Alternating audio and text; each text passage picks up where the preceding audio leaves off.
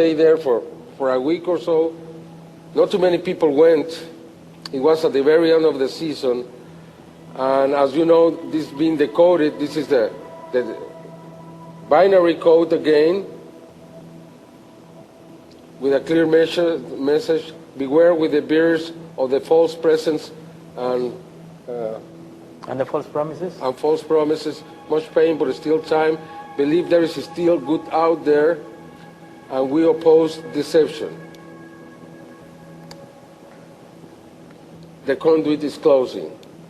The year after, I don't know if this is what represents the message for that year, because it was a very strange year, 2003.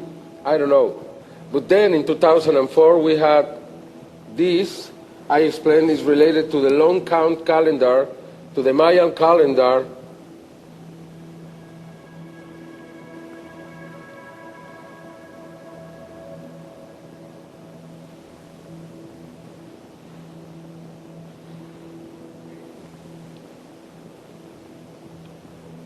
Of 2012.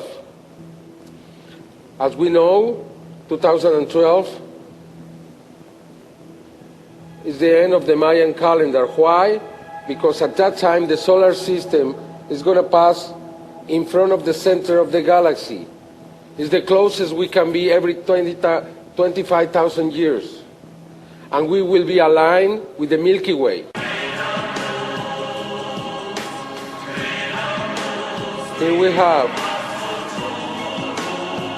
this is calling to the return of the plummet serpent. We found here the words Christ, Messiah, catastrophe, eclipse, and many others. There are real experts in Mexico working on this. At the center is life and God. This is pure Mayan. It appeared on August 13, the exact date of the beginning of the Mayan calendar in 3,114 years before Christ. This must be related to the end of the Mayan calendar and something that is going to happen in 2012. I don't believe in catastrophe. I don't believe the world is going to be destroyed. But something very important is going to happen. There are so many prophecies, even in the Bible, even the prophecies of Jesus. And then we have this, which is related to the Tzolkin, the sacred calendar of the Mayan. The Mayan used this calendar to measure the cycles of one person. Our gestation lasts for 260 days. That's the time of this calendar, the sacred calendar, 260 days. They had two calendars, one sacred and one solar. You can see this is an amazing figure with so much information in here. It's like the Aztec calendar in here.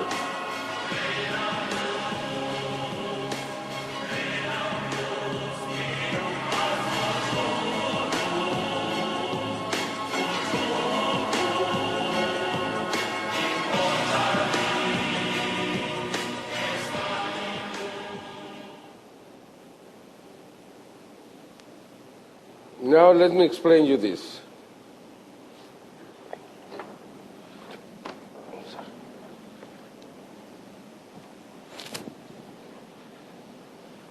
I can use both, but I had to use one.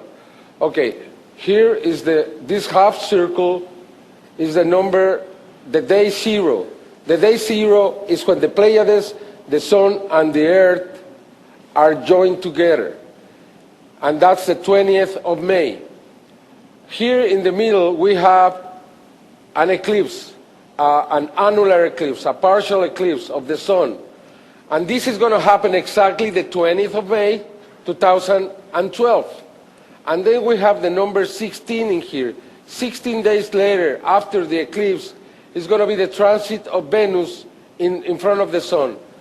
Now we have 4 times 13. 4 times 13 is 52. 52 is the new fire. Every 52 years, the sacred calendar and the solar calendar go to the same date, to the same start. That means that this is related to the new fire, the new eras that they celebrate every 52 years. And also we have here the number 20, and there were 13 months of 20 days in the sulking. All this proves that this is the sulking calendar. And we have these dates, the 20th of May, and we have also the 6th of June. We have 2 weeks.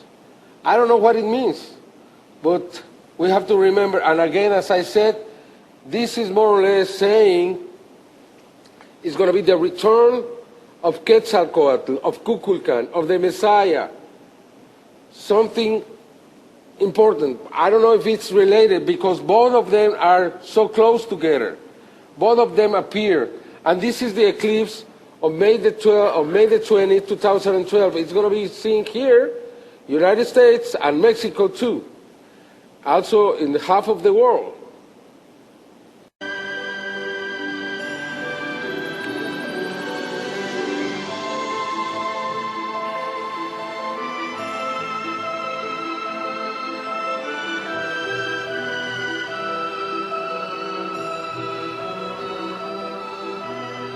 Okay, now, as you see, this is just the last season, but then everything started in the year 2000 for me with these messages from August. This was the first one. As you remember, this was related to the message of the stars that appear the year after. You remember this phase, three-dimensional phase.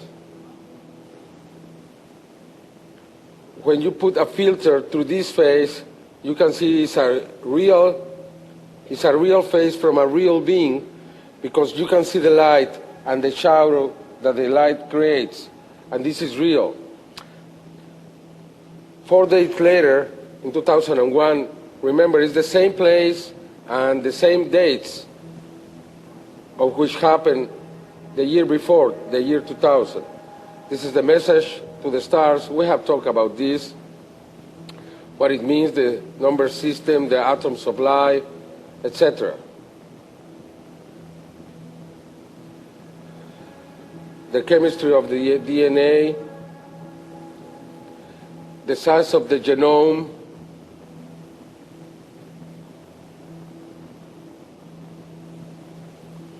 but what is more important,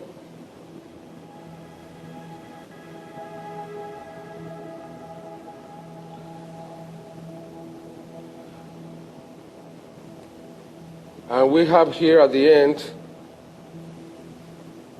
the presentation of the object they used to create this figure, and it's exactly what it was there the year before. Then I understood that they told us to be ready for that kind of dates. And from that year, 2001, I've been waiting always different video, another massive sighting.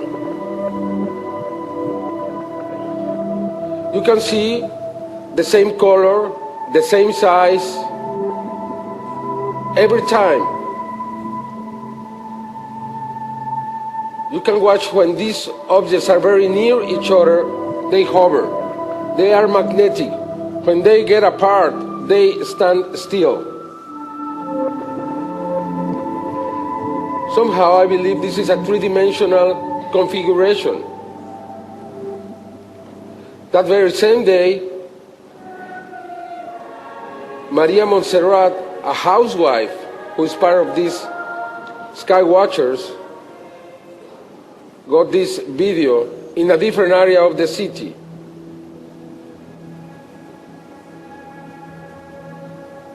I'd say probably thousands of spheres hovering over the city at a very high altitude, probably more than 15,000 feet.